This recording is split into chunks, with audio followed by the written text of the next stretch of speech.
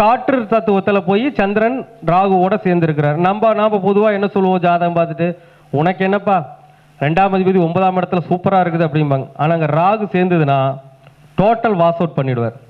ஒன்று வருமானத்தை wash out பண்ணுவார், இல்லை குடும்பத்தை அவுட் பண்ணி விட்டுருவார். கண்டிப்பாக பிரச்சனை உண்டாக்கிடுவார். ராகு சேர்க்கை சாதாரணமான விளைவுகளை சும்மா சாதாரணமாக நினச்சிக்காதீங்க, மிகப்பெரிய கடுமையான தோஷத்தை ஏற்படுத்திடும். சரிங்க சார், இப்போ இந்த சந்திரன் ராகு காற்று ராசியில் இருக்கு அப்படின்னா அப்போ அந்த சந்திரனுக்கான மரம் என்னன்னு நாம் தெரிஞ்சுக்கணும்.